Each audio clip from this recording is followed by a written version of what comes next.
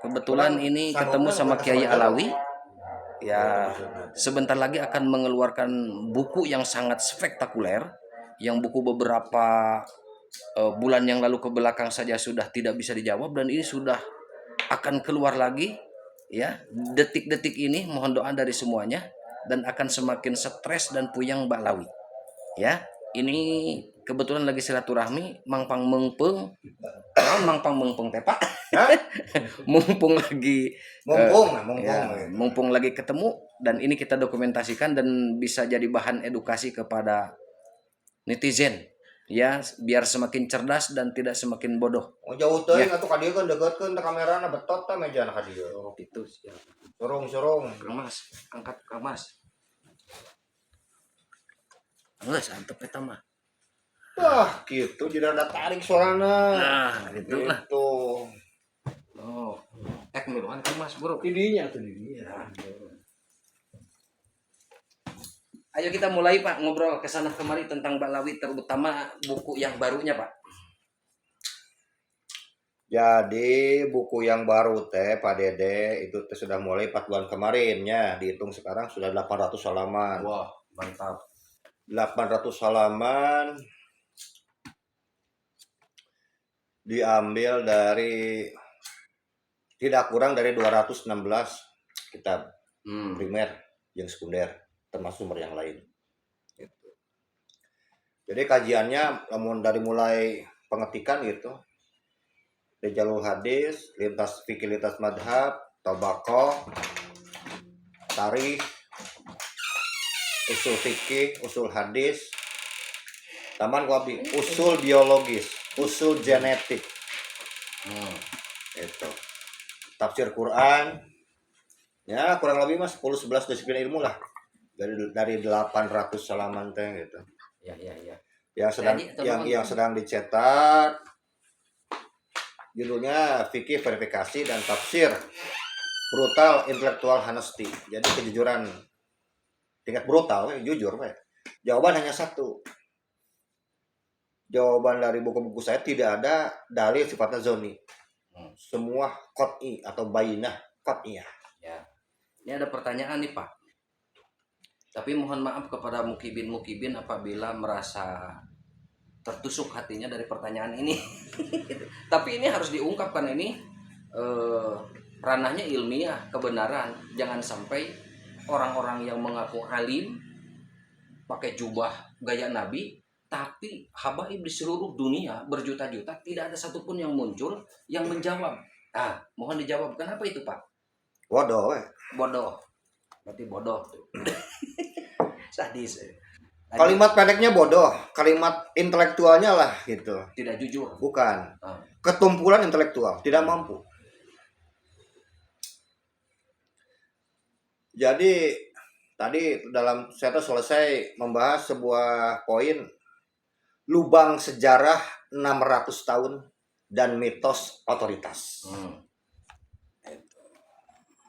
Jadi kalau kita susur, kita bicara Al-Quran, yang pertama berbangga dengan asal usul itu sudah jelas kalimatnya, ana khairum minhu.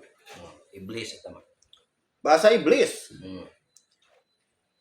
Kalimatnya pengklaiman identitas, pengakuan, egoisme. Ana khairum minhu, aku lebih baik dari dia. Nah sekarang apa yang menyebabkan iblis sekarang lebih baik? Lihat ayat belakangnya. Khalaqtani min nar. Aku diciptakan asal usulnya, kalimatnya asal usulnya dari api, sedangkan Adam asal usulnya dari tanah. Ya Allah menjawab wa kana minal kafirin. Jadi kafir itu ada dua. Ternyata ada kafir tidak beriman pada Allah, dan ada kafir berdasarkan kesombongan yang mengatasnamakan, yang berakar, yang bersumber dari asal usul. Jawaban Allah wa kana minal kafirin. Bukan kata saya, kata Quran ini mah. Jadi siapapun, nah ini kan namanya hamiyatul iblisiyah. Nanti dalam surat Al-Fat ayat 26 itu Allah menisbatkan tentang hamiyatul jahiliyah. Jadi ini persis sekali tentang kebanggaan nasab, kebanggaan kabilah, kebanggaan marga. harus ditempatkan di atas ketakwaan. Ini sudah menyalahi. Allah itu jelas marah, wajar Allah marah. Karena tidak ada dalam hukum Islam, dalam hukum yang diciptakan oleh Allah yang diturunkan pada Nabi Muhammad, bahwa nasab itu mampu mengalahkan ketakwaan. Bahwa nasab itu mampu mengalahkan keimanan. Teu aya bohong kabeh.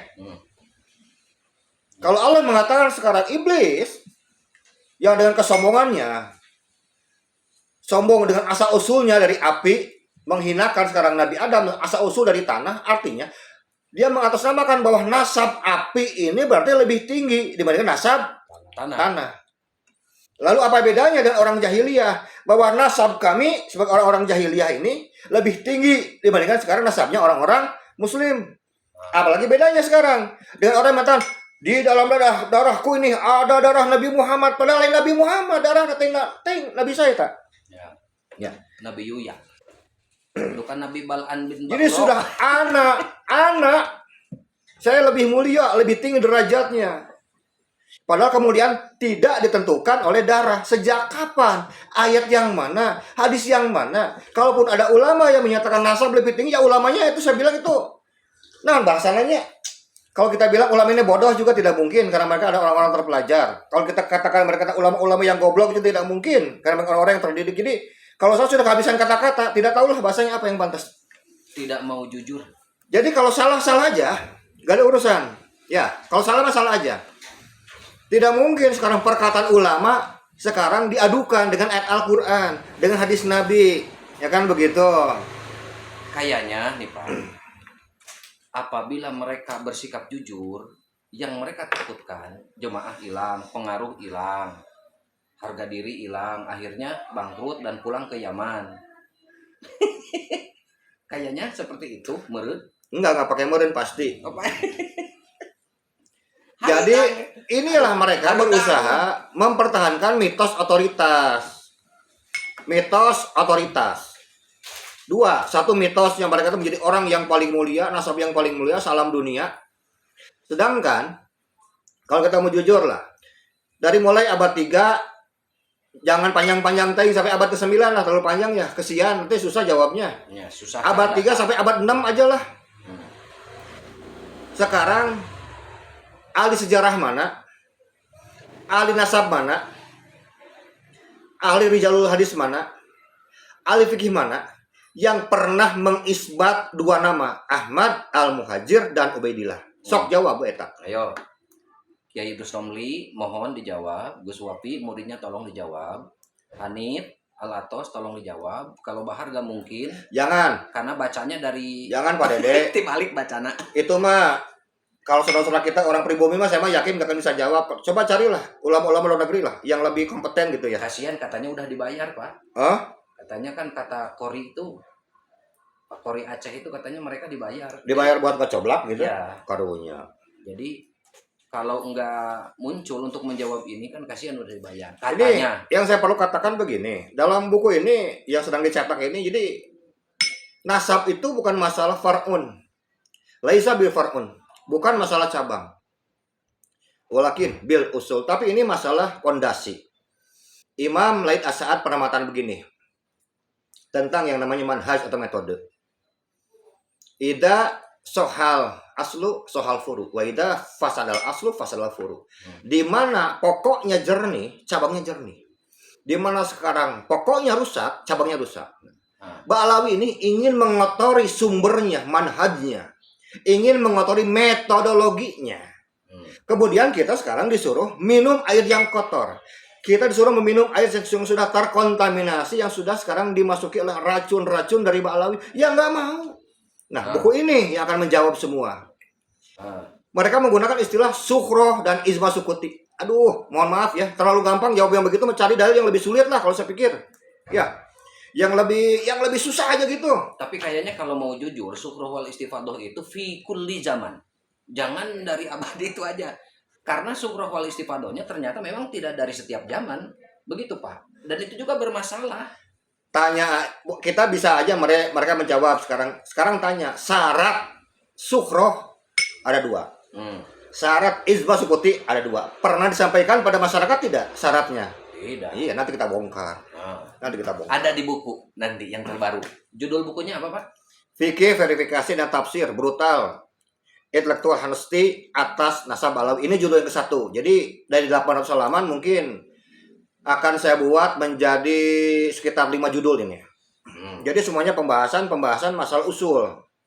Bukan masalah di permukaan gitu. Masalah nasab sudah selesai, itu masih dibahas lagi. Ya, gak usah bahas nasab, orangnya juga nggak ada.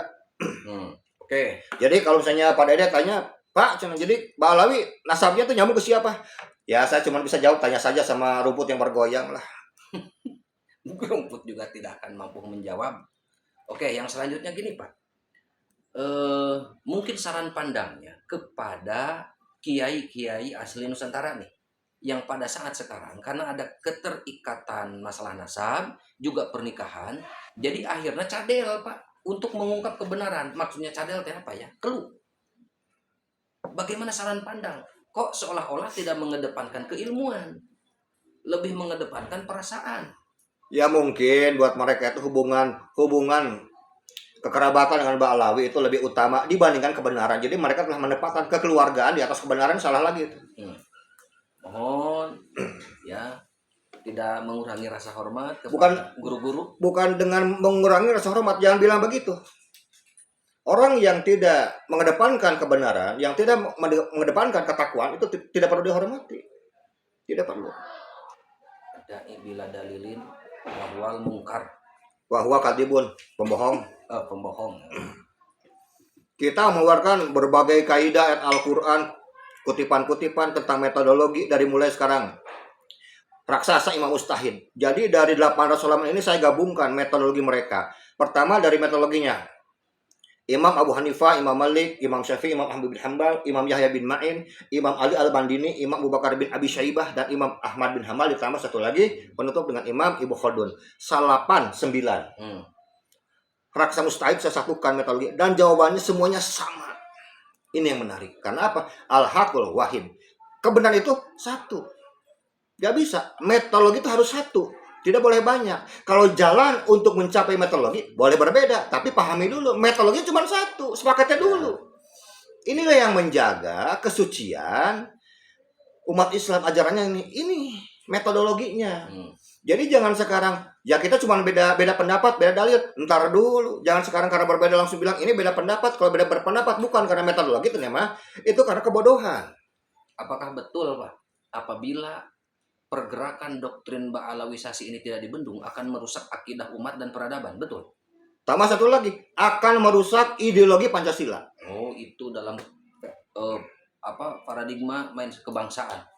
Jadi yang mereka rusak ini arahnya adalah untuk merusak, meracuni sekarang manhaj nubuah. Manhaj subut wadalalah. Kalau orang yang pernah belajar usul fikih mungkin mengerti lah kalimatnya. Ya, manhaj subut wadalalah. Ini manhaj ulama salaf. Mereka juga ingin sekarang merusak manhaj atau ideologi Pancasila. Jadi yang dirusak ini adalah tentang ideologi keagamaan dan ideologi kebangsaan. Ini sangat berbahaya. Dan perlu kita sampaikan dalam beberapa acara bedah buku nanti. Jadi kepada saudara-saudara sebangsa setanah air, nanti apabila sangat ini diperlukan untuk mengedukasi kepada umat dan ingin mengundang Pak Kiai Alawi, nanti di deskripsi saya cantumkan nomor handphone beliau. Bisa dihubungi 24 jam. Siap ke Nusantara Pak keliling? Kalau untuk saat ini mungkin ada beberapa kawan-kawan juga kemarin ya. 2 minggu kemarin sudah ada kontak dari Singapura sama Malaysia, Pak Dede. Mereka juga ada minat katanya. Ya kalau pada dasarnya saya mau diundang kemana aja siap. Satu, ini kajian ilmiah, bukan kajian fitnah. Ya. Tidak ada acara menyerang terhadap personality. Itu membuktikan orang menyerang terhadap personality, membuktikan bahwa dia memang tumpul intelektualnya. Saya nggak peduli ya dia mau dokter kuadrat, mau profesor dokter, ya buat saya mah orang-orang begini harusnya disimpan saja dalam perpustakaan kebohongan. Simpannya raknya di sana. Ya. Data by data. Dalil by dalil. Ini ayatnya, tafsirnya, ini hadisnya, dengan hadis lagi. Kaidah dengan kaidah lagi, ya kan begitu. Kaidah usul fikih dengan kaidah usul fikih lagi. Ini kaidah yang sifatnya sekarang zoni qawi. Oke. Ini zoni hasan, ini zoni dhaif. Jadi kita akan beradu sekarang dengan dalil, dengan data, dan kita akan melihat kepada fakta yang terjadi. Tuh. Itu sahabat. Ya, jadi jangan ngobrolkan sekarang tentang masalah Ubaidillah dari Ahmad Al-Muhajir. Itu mah udah lewat, ya. Udah lewat itu mah. Itu hanya permukaan aja. Ya, Ini sudah masuk ke dalam. Banyak orang yang menganggap bahwa buku saya akan berbicara tentang Ahmad Al-Muhajir, tentang Ubaidillah. Oh, enggak, jauh, jauh. Bukan itu yang dibahas. Gitu. Nanti orang bilang, pakai Alawi ini katanya sudah menantang Imam Ibnu Hajar Al-Haytami. Ah, keliru. Ya. Bukan. Saya tidak pernah menyerang pribadinya.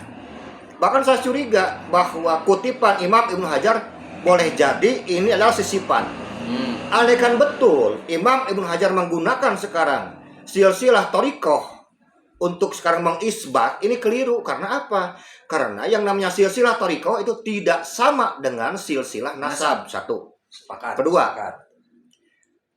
apakah sekarang Imam Ibnu Hajar Al-Haytami tidak mengetahui sekarang tentang syarah yang sudah dibuat sekarang oleh para pendiri mazhab, Imam Abu Hanifah, Imam Malik, Imam Syafi'i, Imam Ahmad bin Hanbal, Imam Yahya bin Ma'in, Imam Ali Al-Madini, Imam Abu Bakar Saibah, dan Imam Ahmad bin Hanbal. Saya pikir beliau pasti lebih tahu, lebih tahu, lebih paham. Makanya jadi aneh, kok bisa beliau ini bisa mengutip sekarang silsilah thariqah, kemudian sekarang diadukan, dikontrakkan sekarang dengan metodologi yang sudah ijma ummati, bukan ijma sukuti. Karena apa? Ijma para mujtahid ini sudah dipakai sampai sekarang, bahkan dipakai juga sekarang oleh Imam Ibnu Hajar Al-Haytami. Dan kita akan buktikan dalam bukunya nanti. Jadi sabar aja.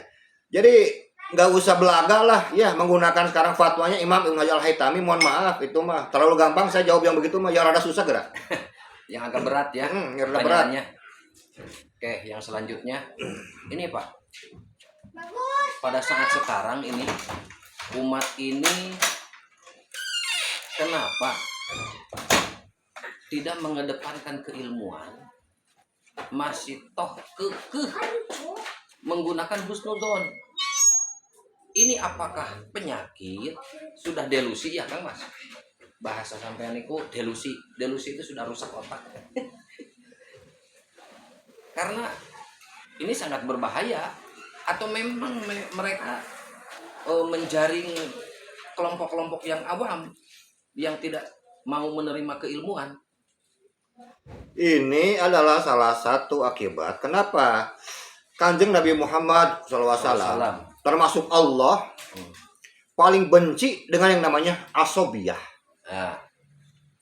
Asobiyah itu akan menghilangkan semua kebenaran, akan menghilangkan dan meremehkan yang namanya sekarang data-data otentik, bukti-bukti qot'i, data qot'i.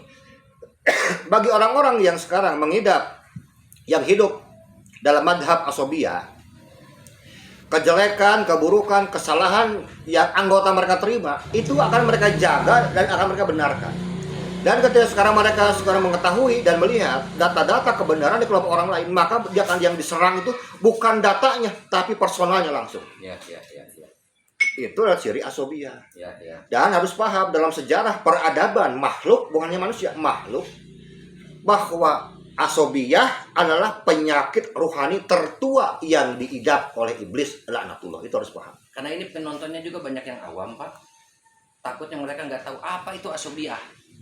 Asobiyah teh namun. Asobiyah itu sebuah penyakit rohani yang menetapkan bahwa kemuliaan nasab di atas ketakwaan.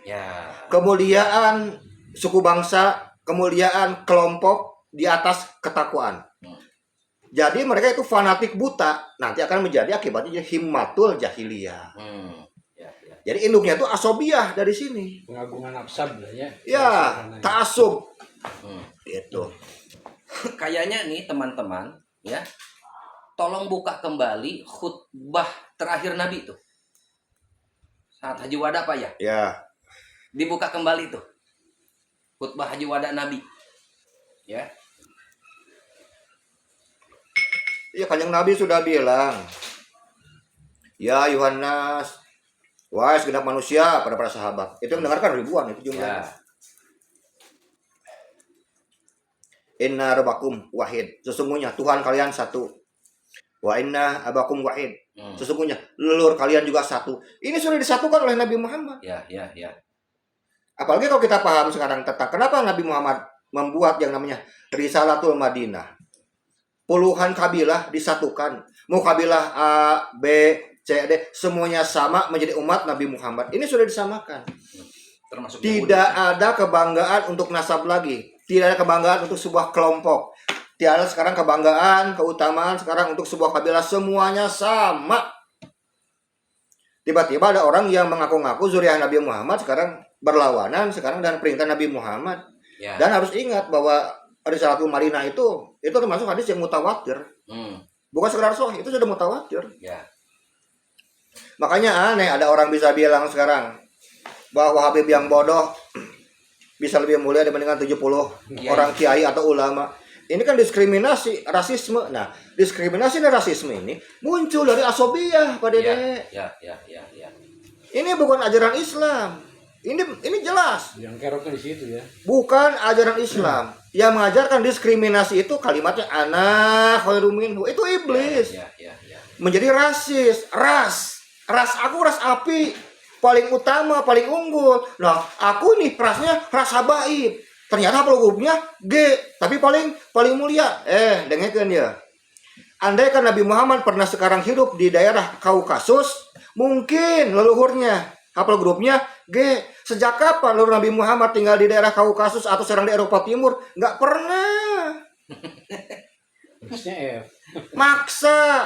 Ya jangan maksa gitu maksudnya. Ya. Padahal boleh kan orang mau jadi hafal grup A, B, C, D, O, A segala terserah. Mau jadi hafal grup apapun. Yang penting tempatkan ketakwaan di atas segalanya. Beres. Nggak penting sekarang mau hafal grup apapun. Nggak ada masalahnya buat Gusti Allah mah. Ya. Jangan malu untuk tes DNA. Ya. Ternyata keluarnya G nggak jadi masalah. Lu penting soleh. Cinta Indonesia, orang Indonesia. Ya. Cinta Pancasila. Sudah jelas sekarang HTI, FPI itu kan menjadi ormas terlarang. Berarti kan jadi musuh ideologi Pancasila. Kalau ada orang-orang yang masih bergabung dengan orang-orang yang masih mau menghidupkan ideologi sekarang HTI, yang ingin menghidupkan khilafah, artinya orang-orang ini kan sudah menjadi musuh Pancasila, musuh bangsa negara, dan musuh kita bersama. Catat itu. Catat. Jangan dikasih ruang, jangan dikasih panggung. Ya. Jadi seluruh Nahdien senusantara saatnya kembali ke ulama-ulama asli pribumi Nusantara. Yang jelas-jelas cinta NKRI, yang jelas-jelas berkiprah dan terbukti nyata bisa mendidik, membina umat dan masyarakat termasuk kita semua. Bisa itu karena ulama-ulama pribumi. Adapun yang bernasab kepada habaib pernah mengaji kayak misalkan ke Yaman atau di di Malang tuh Pak. Ifta. Dalwa ya. Oh, Dalwa. Nah, Dalwa ya nggak jadi masalah. Tapi masalah keilmuan harus diutamakan. Ya, harus diutamakan. Jujur. Ya, jujur. Segitu sahabat. Ya, ini season pertama. Sudah masuk detik 5 menit udah mulai panas. Aduh, apalagi di season kedua. Kalau sabuku dibaca itu meureun 7 jam. Iya. Ya paling 20 menit geus panas. Panas. Ini belum apa-apa. Jadi intinya bahwa semua riwayat harus siap dimasukkan ke dalam tungku api jar wa ta'dil. Agar tahu ini asli atau palsu. Kalau sekarang Balawi berasa sekarang nasabnya asli, ya harus siap dimasukkan dalam tungku api jar wa ta'dil, harus tahan panasnya. Karena kalau tahan panas tetap dia akan menjadi emas. Tidak mungkin meleleh jadi perunggu, nggak mungkin. Ya, itu. Ya. Sebut Mau jual emas aja ke toko itu tetap harus dites kadar emasnya. Ini sudah pasti emas karena kuning. Tidak semua yang kuning itu emas. Karena tai pun kadang-kadang banyak yang kuning. Masa tidak boleh husnudon lagi. Ya. Saya itu pribadi tidak ada urusan dengan yang namanya Amal Al-Muhajir, Ubaidillah. Saya tidak pernah menanamkan kebencian kepada mereka, tidak pernah. Bagaimana bisa saya benci terhadap mereka, orangnya juga nggak pernah ada. Satu itu. Yang kedua, saya hanya ingin membela manhaj nubuwah. manhaj subut wadalah, manhaj salaf. Yang saya bela adalah manhajnya, karena ini adalah metodologi dari manhajus sama. Ini adalah metode langit. Allah itu punya sifatnya suci. Al-Quran itu kitab suci. Yang mengantarkannya harus sekarang orang yang maksum. Suci, dan maksum. Nabi Muhammad itu jadi 3 nih. Kita menjaga 3 kesucian. Karena itu dikatakan tadi, apabila pokoknya sekarang soheh, suci, jernih, ya ke bawahnya juga akan jernih. Saya hanya kembali membawakan metodologi para ulama salaf tempo dulu, abad 2, 3, 4. Kita sampaikan kembali, ini loh. Jangan sampai sekarang kita terlena. Ya, kita nggak peduli kok. Siapapun, kiai manapun, gus manapun, ulama manapun, saya nggak peduli. Yang saya bicarakan masalah metodologi. Silakan, metodologi jawab dengan metodologi lagi. Selesai buat saya. Aduh, Jangan panas, sama nggak marah-marah. Ini memang nadanya begini. harudang aduh. Kudrat ya. Harudang. Biasa, belum. Senang aja, santai lah. Mohon maaf. Karena leluhurnya ini pejuang. Seri kayaknya, banyak disebut amok-amok kan ya. Karena leluhurnya pejuang, ya bahkan ke Sumedang dulu, ke Banten dan ke Cirebon. Jadi ini lagi memakai darahnya Eyang Siliwangi. Ya. Nanti kalau sudah memakai darahnya Sayyid Syarif, beda lagi gayanya, lebih keras. Karena untuk menjaga marwah Rasul. Aduh. Oke sahabat, sementara ini season pertama, nanti kita lanjut ke season kedua. Ya, jangan lupa like dan subscribe disebarkan jika ini sangat bermanfaat untuk umat dan termasuk menjaga marwah bangsa dan negara ini, sebarkan. Ya. Karena mereka merebut bangsa dan negara ini dengan cara yang paling murah adalah doktrin yang berkedok agama. Mereka memakai jubah agama. Mereka berdalil Quran dan hadis, tapi tujuannya merusak tatanan bangsa dan negara, termasuk tadi syariat, termasuk nubuah, dan itu sangat berbahaya. Oke sahabat, ya. Kayaknya jika Sementara mau kena sunu kongroj. Ya, itu akan masuk di season kedua sahabat, karena Senuk Hogronyo itu dan Belanda termasuk VOC memang sudah pulang, tapi ada yang mereka tinggalkan. Siapakah ia? Yang memakai jubah, yang Jejak kolonialis Belanda di bumi Nusantara. yang ditinggalkan. Ya, masih ada asarnya. Mirip di Taiwan, naon sih Pak? Di Taiwan juga kan yang dibawa Inggris itu sekarang pada diusir. Tidak ada satupun negara yang pernah dijajah yang tidak meninggalkan asarnya, tidak meninggalkan mitra. Semuanya meninggalkan. Iya, itu yang sampai kabur ke Aceh. Nah, itu masuk di season kedua, sahabat. Wallahul muwaffiq ila aqwamit thoriq, hadanallahu wa iyyakum ajmain. Assalamualaikum warahmatullahi wabarakatuh. Masuk season kedua.